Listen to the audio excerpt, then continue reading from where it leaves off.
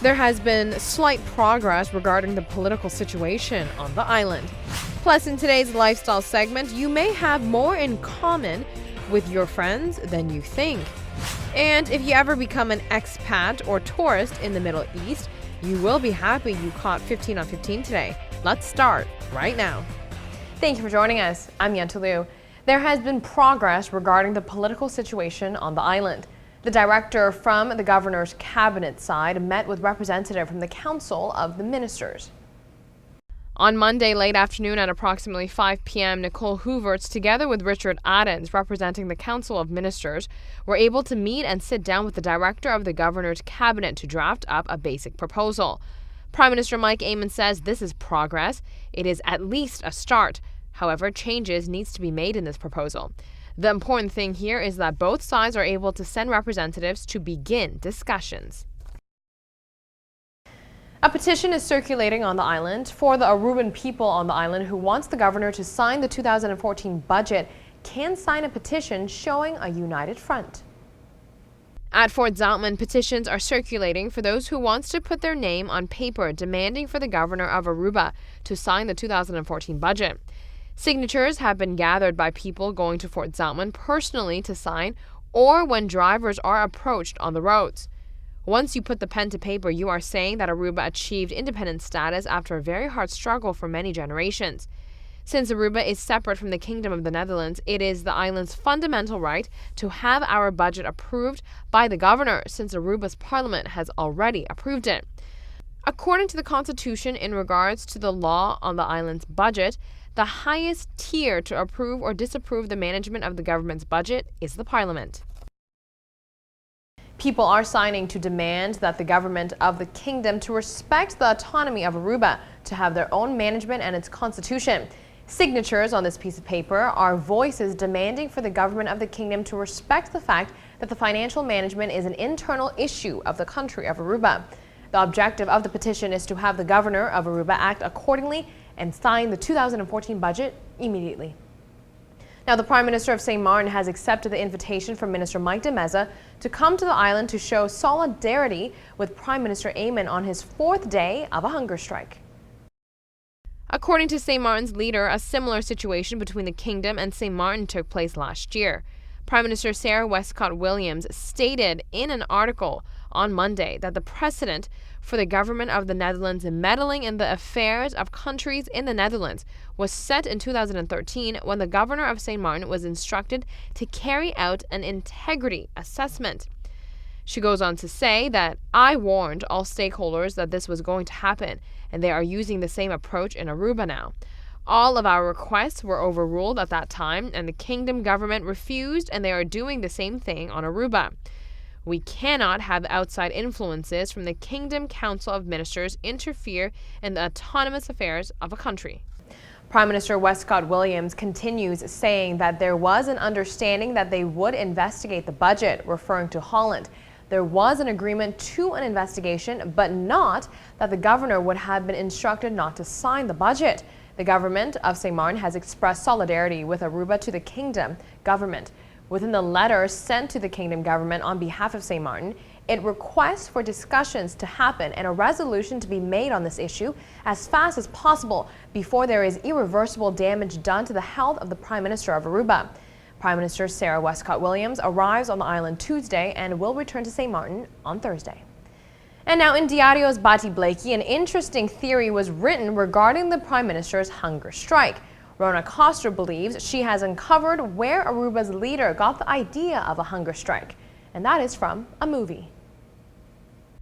An award-winning movie called Cesar Chavez, according to Bati Blakey writer, is where Prime Minister Eamon got the inspiration of a hunger strike. The story retells the tale of the co-founder of the National Farm Workers Association, who endured 25 days, then 36 days of hunger strike in order to emphasize the point that farm workers must be paid fairly. The connection here is that the film was released in 2014. The assumption from Rona is that the Prime Minister must have seen the movie recently. And on that note, we will be right back. Stay with us.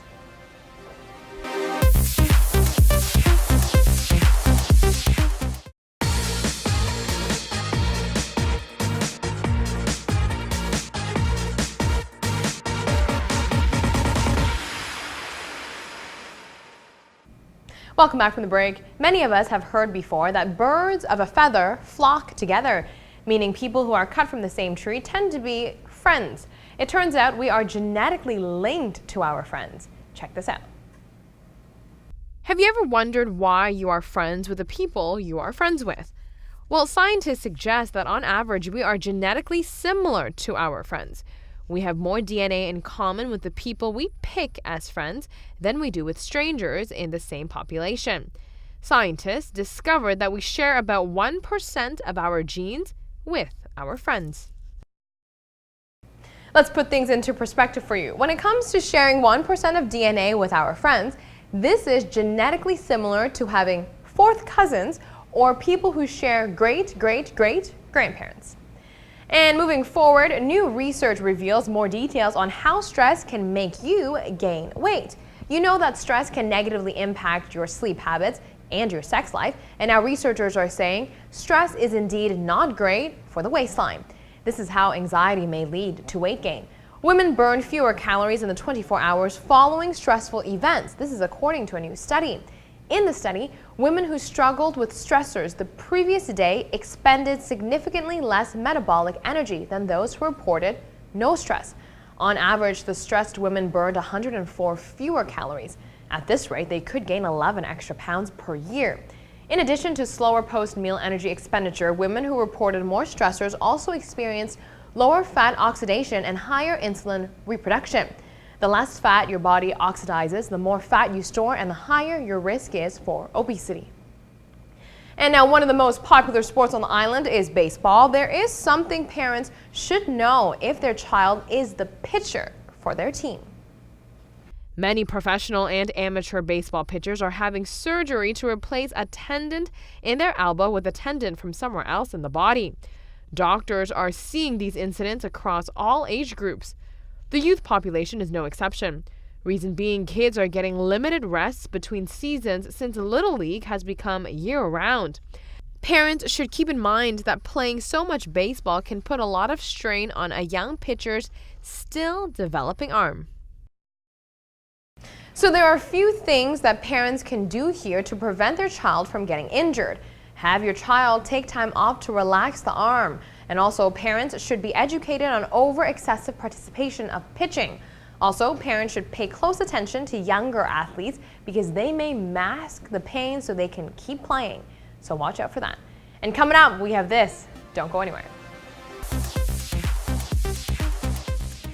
Aruba is a familiar island when it comes to tourists and expats, but not every destination around the world welcomes visitors the same way.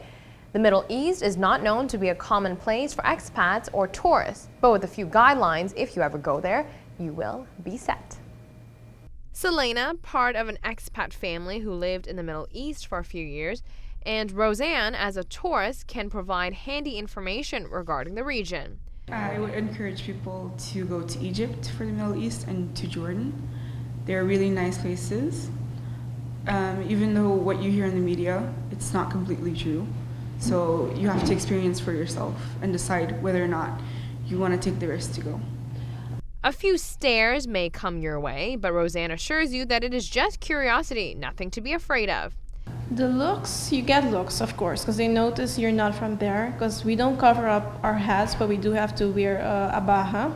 But still, it's very nice because you see people act, they treat you the same way, but we wouldn't say we had any fear of, or any things like that say, oh, we have to be careful. No, it was all nice. We didn't even notice there was any problems. Just our tour guide would explain to us, this is happening. But, it's nice for you to see it for yourself instead of listening to the news. And indeed, it's completely different.